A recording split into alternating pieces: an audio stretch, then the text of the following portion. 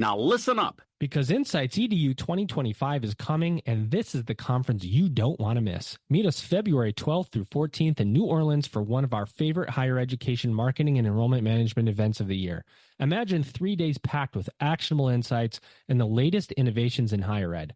We're talking top industry experts, real-world case studies, and hands-on workshops designed to help you grow your programs, boost engagement, and elevate your student experience. This is your chance to hear the latest higher ed trends from speakers at Google, Reddit, Meta, MIQ Digital, and schools across the country. Mark your calendars, get your team, and get ready to welcome the era of the modern learner at Insights EDU 2025. Register now at insightsedu.com and secure your spot. We'll see you there. Attention.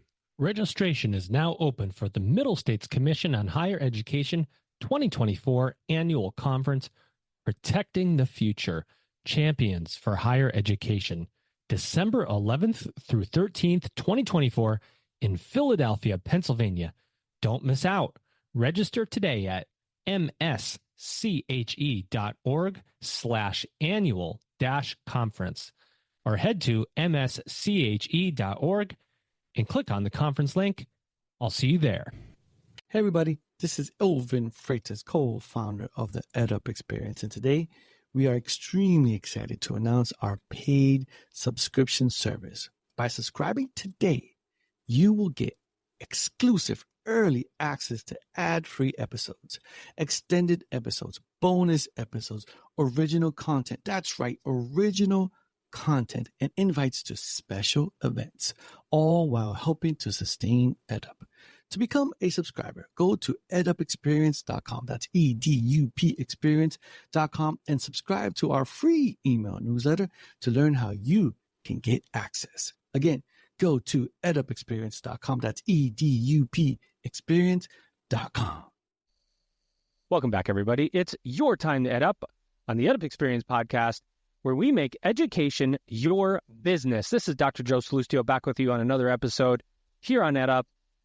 Did you know, you might know because I certainly talk about it enough on the podcast, that January 2025 is going to be our 5-year anniversary, 5 years of doing this podcast. And we started, a little note, we started in, well, you do the math, January of 2020. I was going to say something profound, but I realized 2025 minus 5 is 2020. So January 2020, and then episode 9, COVID hits. Episode 9 was the first time we ever started talking about COVID.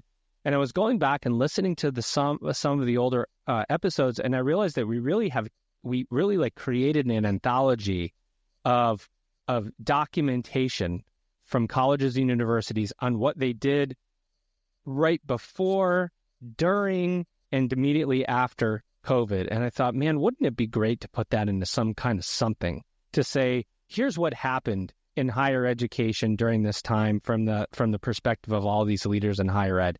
And then I thought, man, that sounds like a lot of work. And so probably won't do it, but I thought it was a good idea.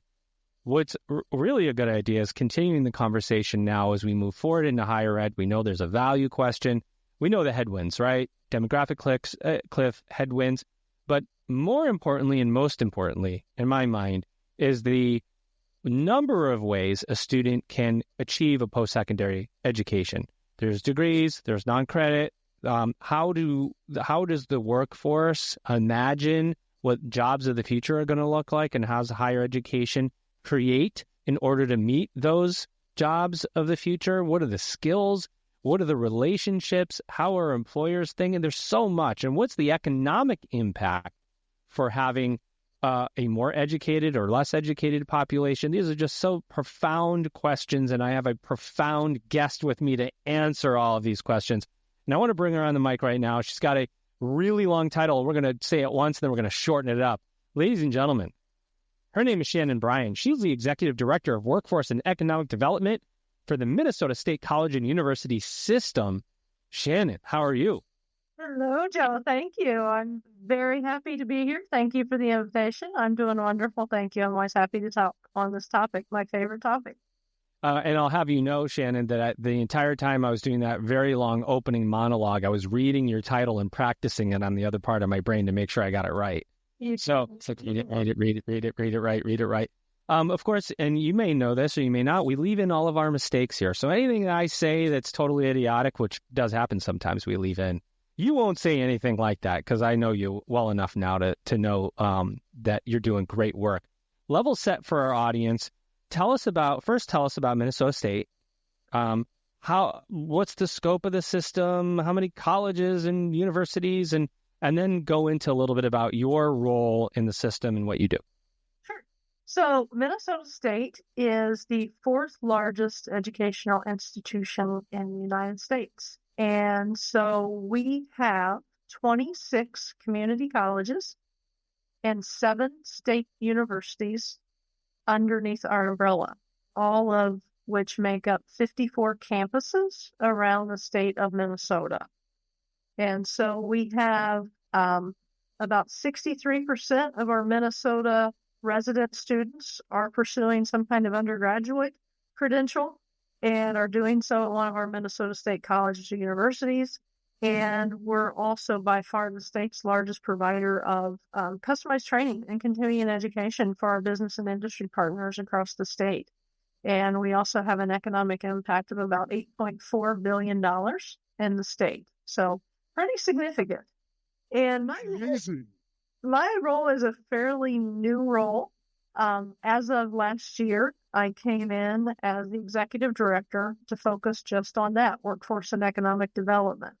And so being a new role, I've been really over the past year creating kind of a new strategy for the system, engaging and elevating more with business and industry partners, because that is key for institutions of higher education these days, to make sure that we're developing the relevant materials and curriculum that are needed to make sure that when the students come out, they have a good job waiting on them. They have the skill sets that match up with that position. So my role is really going out and working with business and industry.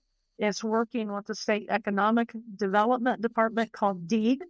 And some of our other community partners are Minnesota Association of Workforce Boards, and really learning all of the players across the state of Minnesota, and then learning how we can interact with those players, how we can collaborate, because collaboration is huge in this work, and making certain that we're developing the right pathways for our students, whether it be a degree program, a micro-credential, some type of certification. So that's really the nature of my work. In particular, working with a lot of statewide initiatives specifically, because we obviously, there's a lot of autonomy at our campuses, but I'm working on some of the big statewide initiatives right now that are important that we approach it from the systems perspective. And so I can get into a little bit more what that means here shortly. Well, you've got a really significant background in workforce development and, really understanding it from a college and academic perspective, and you come to Minnesota State. How do you think about this new role? Like, do you immediately just jump in and go, oh, here's what I should be doing? Did you have to really get the landscape down, figure out where the relationships are, how you plug in, who owns them? Because you're talking about a massive system. And, in any new job, how do you map that? How do you figure out where to create the biggest impact? Yeah, I would say, it was a little easier for me, I think, because of the fact that I come from 2 other states. Ohio is my home state, and I was the vice president of workforce for a college in Ohio. And then I was in Texas, and I was the executive vice president for workforce for a district there, rather large community college district. And then last year came to Minnesota for this opportunity to work with a statewide system. And I think the first thing for me was really getting to know the players. It's in a sense, sometimes it's kind of the same play, different characters, but there are certain nuances that are a little bit different, obviously. So the first place that I really went was, number one, engaging with the presidents of all of our colleges and universities, and really going out and visiting with them and getting to know what's their local area like, who are their constituents, who do they engage with, what are the focal points of their campus, because we have metro campuses and then we have more Minnesota rural campuses, and there's a huge disparity between the two. And then secondly, it was really working with local economic development as well as the state economic system to really understand what are the strategic initiatives workforce-wise for the state of Minnesota. So that's really where I started. And then from there, the work has just taken off. So that's more work. No shortage of work, I'm guessing.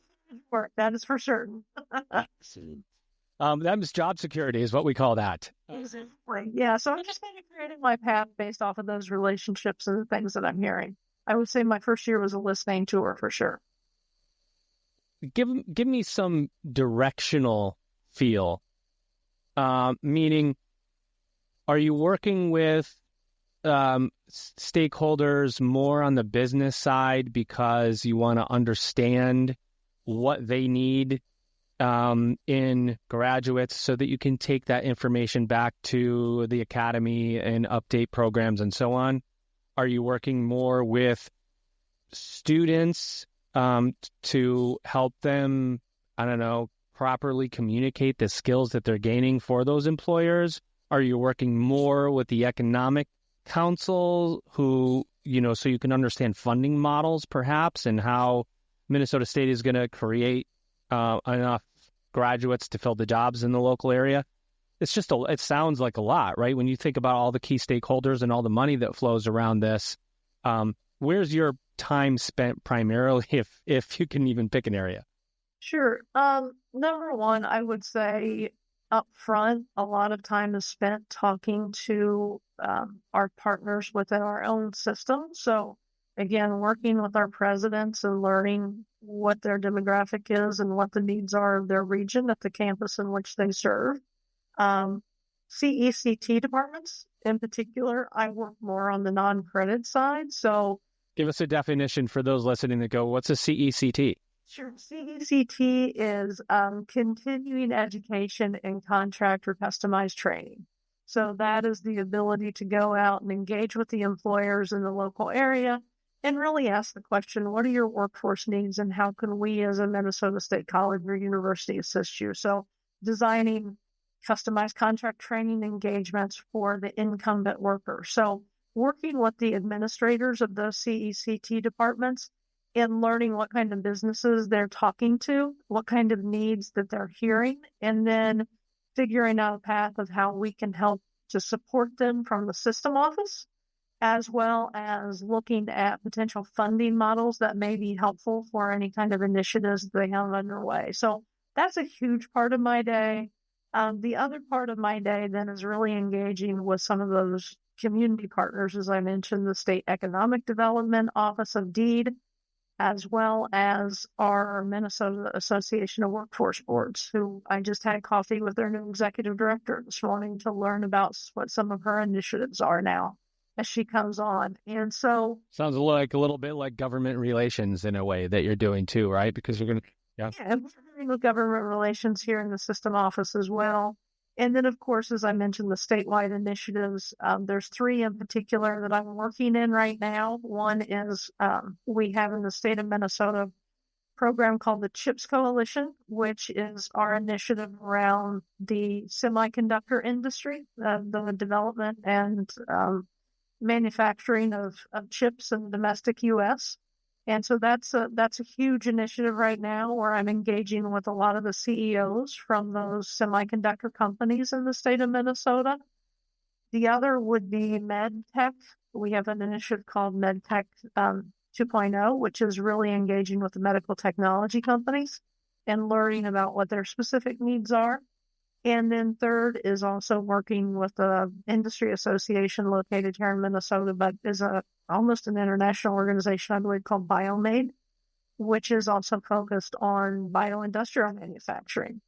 And working with them, again, to learn what are the needs for the workforce now, but even more importantly, what are the workforce needs for the future? Because these companies are here. We want to sustain them for the long term. And we also want to make sure that they bring their friends, right? We want them to come to Minnesota. So always bring your friends to Minnesota. Bring your friends. Exactly. I like.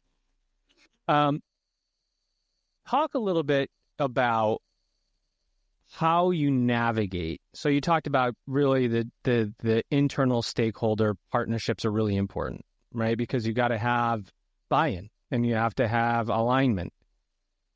Our industry is known for inertia. It exists. In a role like yours, I would say it's business facing, right? Being able to be a communicator between the business and the college. You might have an employer that comes to you and says, look, if this curriculum you have needs to be updated and we need these new skills, we've got to do it. And you go, oh, wow, it's no brainer. Let me get it over here. I'm just making this up, right? I go talk to faculty. The employer's telling me we got to do this. Like, they're going to take all our grads if we just do this thing. And then all of a sudden it's, 6 months later, it's in some committee somewhere. Somebody said no, they don't want to change the curriculum. Weren't enough instructional designers. Not that this would happen, of course. But how do you drive really the innovation that the workforce is asking for? Probably easier to do in the CECT Correct. areas, because you might have your, I want to say more innovative thinkers, but probably your disruptors over there, versus the traditional academy where you get wrapped up in the bureaucracy. That's a navigational, like, what's your compass look like? Your internal compass? My compass is constantly spinning. It's like a magnetic field, so it's just spinning in a certain... Sorry, like one of these cartoons. Exactly. That's an interesting question for me, because it is very different. Number one, before I ever entered higher ed, I was in corporate America for a number of years. And so I'm one of those, I think, unique few who comes from business and industry and then transferred to higher ed. So I talk more like a business person versus someone who has spent their life in higher education. And so sometimes I have to kind of reel myself back in some of the conversations that I'm having to make certain that I'm really painting the picture of the fact that, look, my belief is we have two sets of customers that we're serving as a system. Number one, our students, right? We're making certain that our students are being empowered with the right skill sets, the right degrees, the right credentials to earn a phenomenal job when they come out on the other end.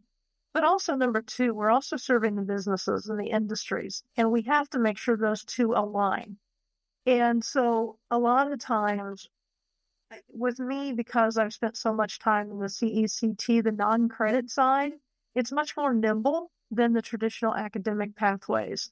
So we have a little bit more autonomy to go out and engage with the business and maybe get some small wins on the board, from something simple to the fact that we might create a leadership program for a business and they see the value in the product that we bring. Or we do a customized PLC program for a number of their operators out on their floor. So those things are little wins that then I think in the view of our staff and our faculty can see, like, yeah, this relationship is really relevant. Also engaging with those employers, right? Not just for our advisory committees and going beyond the fact that we just want to meet with them once a year to say, hey, we built this. What do you think? Because in my opinion, the days of let's build curriculum and hope everyone comes doesn't exist. Doesn't happen. No, it doesn't happen. We have to engage with employers, and we have to do development of our programming in lockstep with those employers, because they're the ones, when our students graduate, if those students don't align with what they need skill set wise, it's not going to happen. And that would be, a travesty. We don't want that to happen. So again, working through CECT, a little bit more autonomy, and having important conversations with the employers and making certain that we're bringing all the players to the table to really understand, even getting some of our faculty and staff out more when we have these meetings to take them to employers, take tours of manufacturing plants, and really see the efforts of their work, and talking to students who've graduated from our programs and are now our alum, and they're working in these institutions, to say how important their education in Minnesota State institution was to getting them where they are today. So all of that is a little bit of what I would say my toolkit is to help overcome some of those obstacles. It's like relationship gymnastics is your sport, right? I mean, I always... Vault, and sometimes you splat. Yeah, that's right. So it's diving, right? Sometimes you're going in without a splash, and sometimes you're belly flopping all the way down. Exactly. I've always, and this is my personal opinion and not endorsed by the Minnesota State system, I've always wondered why, like there's continuing education campuses. They used to be called extension campuses. That's kind of how they started. Like, oh, this is the so-and-so extension campus, and that's where the continuing ed was done from. And it's like, well, you had to create, higher ed had to create extension campuses because the main product areas couldn't flex, couldn't be nimble enough because of the structures that they had built over the years. And businesses are very flexible. As I'm talking to a business person here, things move fast. The expectation to serve a customer is very high. In higher education, it's been reversed for many, many decades and hundreds of years, where somehow the institution held the leverage. And, if you were going to come to the institution, it was kind of up to us of whether we're going to have you or not. And I think that still exists somewhat. But the student is way in control now. They're wanting ROI. They want workforce relevance. And relevance is a term that keeps coming up a lot. Like, is my degree going to be relevant? And that's where the whole value conversation is coming in. Is the degree have value anymore? So how is this education going to be relevant? And I need somebody to explain to me its relevance, and not just the institution. I need an employer to validate it, or else I don't trust the information. There's this lack of trust, and I think it's been building over years. I don't think social media helps. When you see, I always joke because I see it a lot, a picture of Elon Musk. Nothing against Elon Musk, but he's in like a superhero outfit. Somebody's put a meme together of him, and he's got he's flexing, and it says, you don't need a 4-year degree or a college education. You can be like Elon Musk. And you go, I mean, we're talking about 5 people like in the world that could do that, create Bill Gates and Elon Musk and a couple others. Everybody else needs some kind of education, but we have this funny spot that we're in.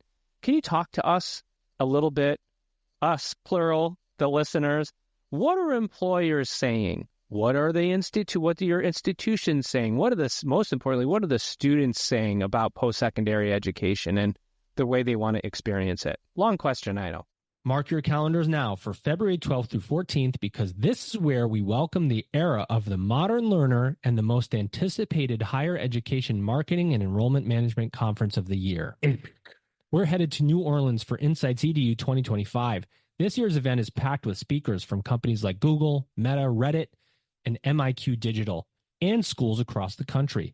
Ready to learn how AI is transforming the marketing landscape and how to adapt your programs to the preferences and demands of the modern learner?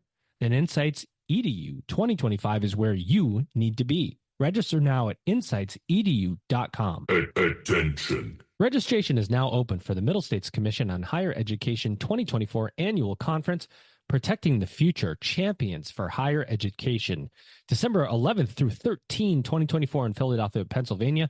Don't miss out. Register today at msche.org/annual-conference.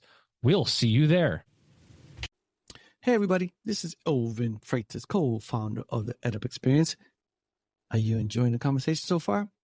Good. I hope so. Did you know that you can actually hear this conversation early before anybody else and ad free, so you don't have to hear my voice during these ads? And did you also know that you could get extended episodes, bonus episodes, original content? That's right, original content and invites to special events, all while helping to sustain EdUp? Well, if you didn't know, now you know. So go to edupexperience.com, that's EDUP experience.com, and become a subscriber today. First, you got to sign up to our free email newsletter, and then you'll find out how to become a subscriber. Again, go to edupexperience.com. Sure, that's okay. No, not a problem. So, I have a lot of conversations, not only with employers, and I also have a lot of conversations on a monthly basis. One of the things we have 8 centers of excellence here with Minnesota State, and each of our centers of excellence is focused on a specific industry. So, for example, we have one in manufacturing, we have one in engineering, one in healthcare, one in IT, one in energy, one in transportation, and we have 2 in agriculture. And so those executive directors of those centers are out talking to industry partners all day long and learning, and students, right? They're even engaging in the K through 12 sector. And so there is a lot of conversation around degree relevancy these days. And I guess my overarching opinion of that is that degrees still have a lot of relevancy. But what I'm hearing from industry partners, in particular in more of the STEM related fields, right? And manufacturing, IT, in those areas, they're driving more towards job performance, skills, success. How quickly can you become employed with me so we can get to work? And in that case, things like badging, micro-credentials, certain industry-related credentials are of much more relevancy to them. Building on a pathway of maybe year one, you earn this credential, and then year 2, 3, you earn this credential. So it's really building upon that. One of our focal points right now is really looking at where can we start with business and industry, maybe for like a non-credit offering, and someone gets a quick win, they can elevate in the workforce, they can get an entry-level position, but then looking at it from a perspective of how do we now do, what you hear a lot is defined as stackable credentials, and helping individuals for the course of their career. I often go back to the majority of my career before higher ed was in financial services. And I worked in the education sector of financial services. And I think they had a wonderful model. The model was helping financial services students who graduate from a college or university enter into the workforce for a State Farm and Northwestern Mutual and Merrill Lynch. And then within a certain period of time, they would typically have like a career pathway built out over a course of 5 years. The first 6 months, you get a state insurance license. The first year, you get a Series 6, a Series 7 license. Within year 3, you earn a credential of maybe a chartered financial consultant, and then certified financial planner by year 5. And I think that bodes well for not only recruitment, but retention. And I'm hearing a lot more of that these days, of more relevancy to, do I really need a degree, right? Even here in the state of Minnesota, I hear more conversations on the nightly news about how state and federal jobs are now eliminating certain degree requirements. And now there's discussion that's happening from the employer side, especially in these more IT and STEM related fields, of the fact that, maybe in order for us to draw a more qualified talent pool, we don't necessarily need the old standard 4-year degree. It's still obviously very relevant. It's still important, but there's faster ways to employment. It's not what you know. It's what you can prove. We hear a lot about this topic, and, it's always fascinating to really hear from the employer, right? We think we know what's going on, and then the employer goes, this is what's really going on. What is the talent pool? You brought up talent pool. Is there enough? Are employers dying for good talent? Are there enough people to go around that they're taking their sweet time in hiring practices? Are they going, Shannon, look, if you can do this for us, we'll hire Minnesota State grads. We need more great people. Like, what's the messaging coming from the workforce, from the employers? Yeah, so some of the conversations I'm having, like with some of these statewide initiatives right now, I'll give you an example of the semiconductor industry. They need everyone from technicians who are used to or can get used to working in the semiconductor kind of industry, right? You wear those bunny suits when you go in, so that's a different kind of environment. But they're looking for people who can get the entry-level skills to come in and do maintenance technician work. And so we're working with those semiconductor companies right now to build out what does that mean for you? And it's not necessary. It's not even a 2-year degree in some instances. It's just a certificate that once they then get in the door and they earn some skills, then they can come back and then they can follow down the path of getting the degree or additional credentials. And so I'm hearing a lot more of that. So for semiconductor, it's maintenance technician followed by an operator level position. That's kind of the next step up to eventually, if someone wants to kind of remain sticky or retain in that type of career, that then they go off to one of our universities and they get a degree in engineering or in some aspect of research and development. And so those are probably more relevant conversations that I'm having every day versus just the traditional path of maybe Joe and you and I were kids and path that we were told we had to take. Yeah, you're going here. This is what you're going to do. Figure yourself out, right? There's only one path. I actually had this. I was having this conversation earlier with another colleague today, where the student, if you look at higher education post-secondary ed choice, right? There's so many choices right now. It's like a choose your own adventure. You could get a non-credit. You could maybe transfer that into a 4-credit. Then you could stack them, and there are different ways for individuals to level up. Where in past it was college degree or no college degree, there was kind of not much in between.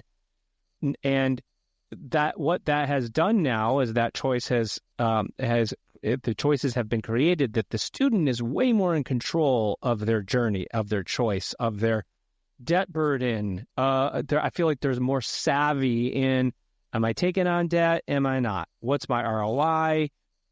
Somebody needs to explain this value to me. I need fast processing too. My favorite example, and people are going to tell me I say it in every episode, but it's true. Shannon, and I know you do it too. You go to Netflix or other streaming platform and it says skip intro right at the beginning of the show you're watching. And gosh darn it, don't we all hit that skip intro button? Like, it's 1 minute. It saves us like 30 seconds. But we all hit it because we don't want to sit there and watch the intro. We want to go right to the show. And students are built in that same way of this feeling of immediacy. Is that a good thing? Are we really ready to serve students who are demanding immediacy? Are our structures ready for that? Or are we really just trying to figure it out?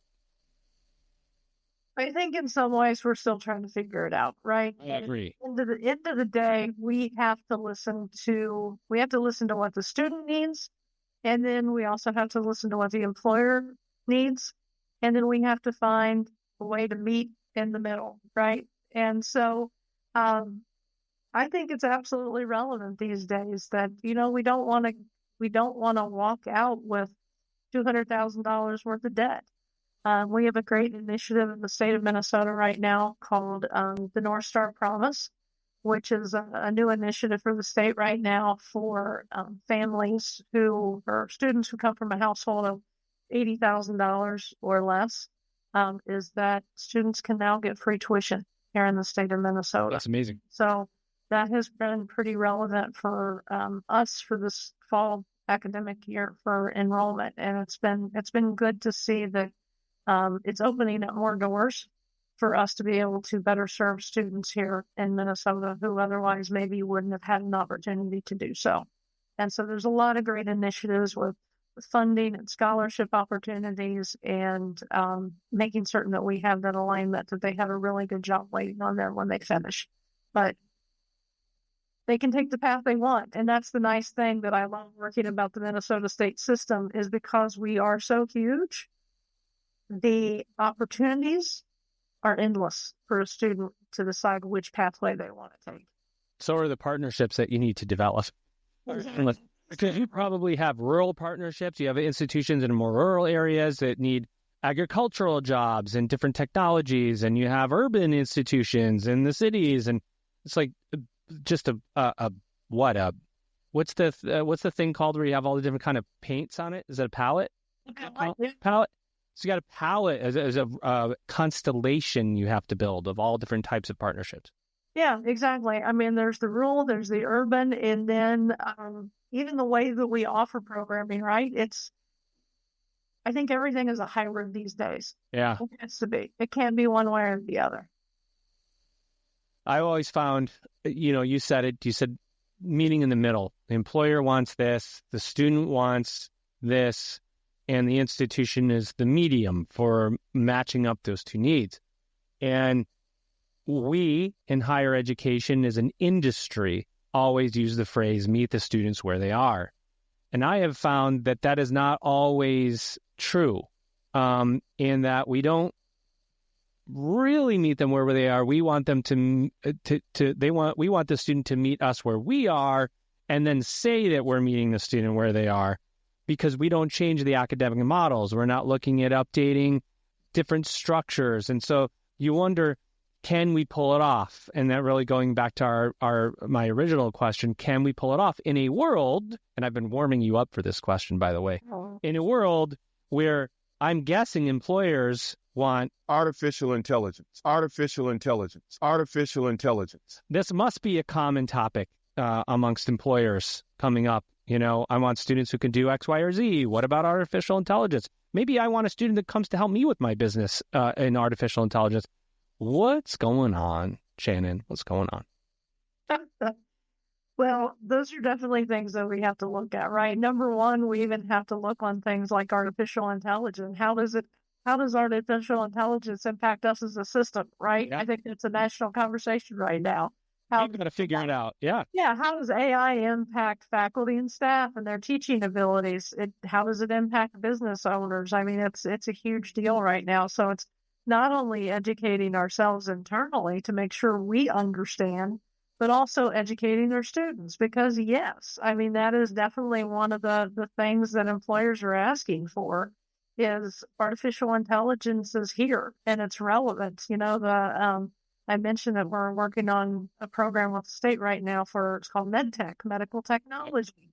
And there's 3 key concepts to that is artificial intelligence, machine learning, and data science. And those are things that we need to be relevant on. And I go back to the whole purpose of this conversation is institutions of higher education must engage with business and industry, because business partners do this work every day. They know what they need. They are the experts. They are on the cutting edge of innovation and technology for what their specialty is. And we must engage with them because we help, we support, and we teach each other. And we can't do this alone. This is an ecosystem.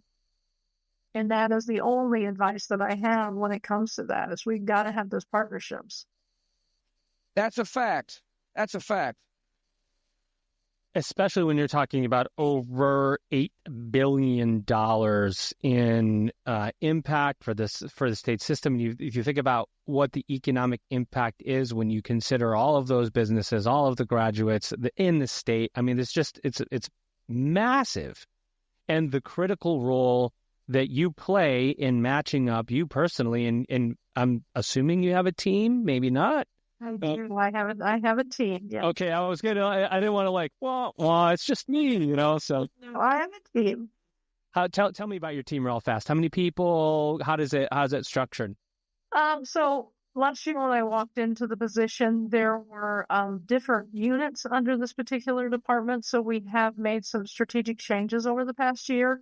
My team right now is really a team of 6 that I'm working with here at the system office. But again, understand we're not really the boots on the ground every single day. Our responsibility is working with our campuses, working with our presidents, working with the staff of those campuses, and really serving as a support system. So a lot of times our relationship is focusing on the college or the university that has the specific need and supporting them however we can from the system perspective. Because, of course, the president and some of their cabinet staff are always doing workforce development. They're talking to businesses. You know, you have an extended team, I would imagine, of individuals who are talking to employees. Oh, absolutely. I mean, in my opinion, anyone who works for an institution of higher education, we're all workforce development in some capacity, right? Yeah. It's just whether you're on the academic and student affairs side or the workforce and economic development side of the non-credit, it's all relevant to workforce because we're all striving towards the same goal. Yeah, more, you know, I think all of us, you want to enroll as many students in the state of Minnesota and into the Minnesota state system as possible and make sure that those students are coming out with great outcomes and remain in the state, which I think is another part of the public-private partnership, the triple P piece of this, right? I mean, I don't know that there's an institution out there that goes, I want to educate people and then send them to other states. That'd be just great. I mean, I think wherever you go, that's great. But if I'm operating in this state, if I'm operating in the state of Minnesota, my goal would be to have my graduates go to businesses in the state of Minnesota and contribute to the Minnesota economy. So, this is a big goal, especially as we see less students entering the pipeline in some instances. How do we keep educating, keep placing so that we don't see workforce reductions? I mean, there's a lot of employers out there that can't find enough people. Talent is scarce. We do hear that a lot. And it's people like you, Shannon, that are going to save the day. And I mean that because the employer relationships and what the employer delivers to someone like you who can turn that around and communicate that to faculty without the faculty having to go out because they're teaching is relevance. That's how relevance is created. And, businesses need educated grads. I think they always will. Yep, absolutely. For sure. What else do you want to say about your work, Shannon? Open mic. No, I'm not going to even ask you a question. I've asked a lot of questions here. Open mic. What else do you want to say about the Minnesota State system, about your work, of your team, anything at all? Yep, sure.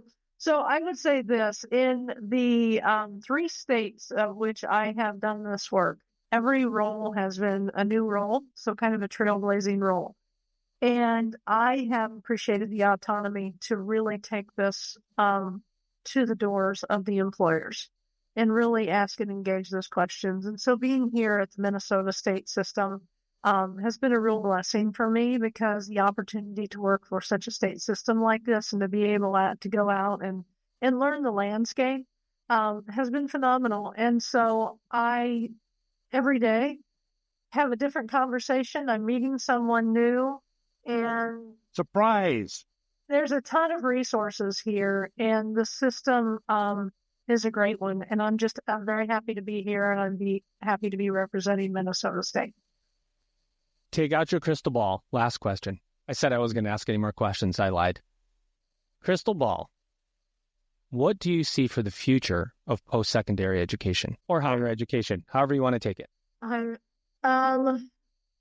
I see a significant change towards, again, the days of building and hoping everyone comes are over.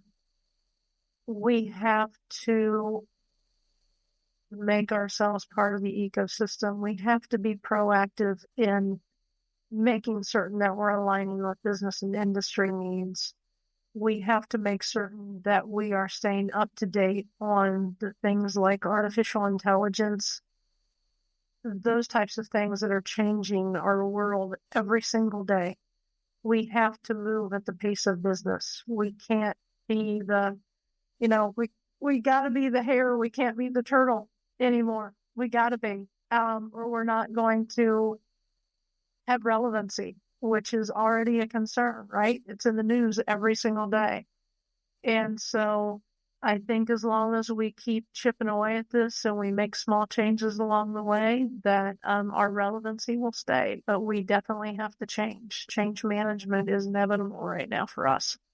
Yeah, and I appreciate what you're saying. You're a trailblazing leader, and I hear it in your words when you double down and you say something like, we have to engage businesses. We have to better train our students to work in these businesses. That means when somebody says that in higher ed, typically, then not everybody believes that to be the case, that students are still going to line up because you think you have a good program. And that's just not going to happen. I don't know how else it has to be said in the industry for people to realize it. And faculty, staff, otherwise, it's very rare that you have some product that is so amazing that people are just going to walk up and you built it and they're just going to line up. There's a massive amount of choice in our industry. Geography isn't even a thing anymore. You can go take an online course in another country if you want to. So workforce alignment is a key differentiator if it's done right to keep people in your institution, coming to your institution, and staying in your state.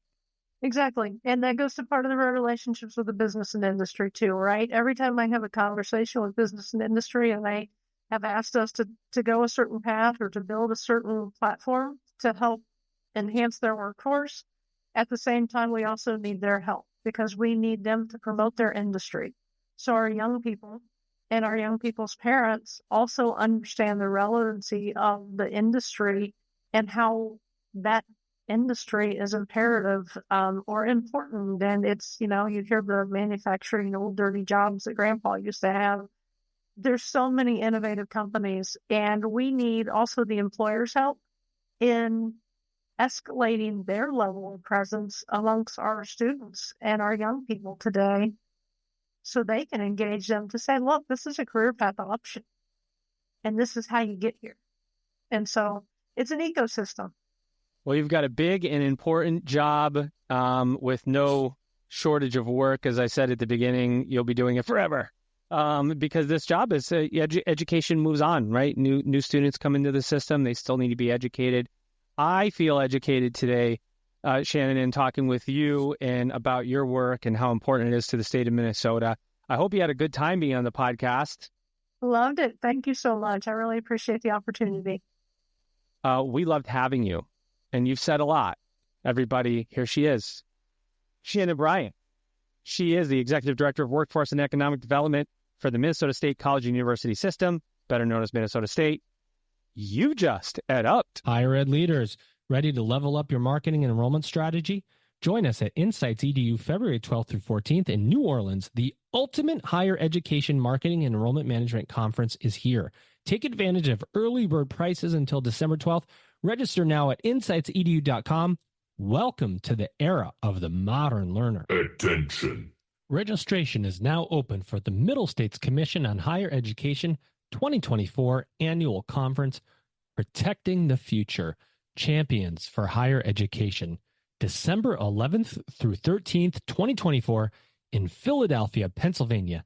Don't miss out. Register today at msche.org/annual-conference or head to msche.org and click on the conference link. I'll see you there. Hey, everybody. This is Elvin Freitas, co-founder of the EdUp Experience. Did you enjoy that conversation? I hope you did. Did you know that you can actually hear this conversation early on and ad-free? And you can also hear extended episodes, bonus episodes, original content. That's right, original content and invites to special events, all while helping to sustain EdUp. Did you know that? Well, if you didn't know, now you know. To become a subscriber, go to edupexperience.com. That's EDUP experience.com to subscribe to our free email newsletter to learn how you can get access. Again, that's edupexperience.com. That's EDUP experience.com.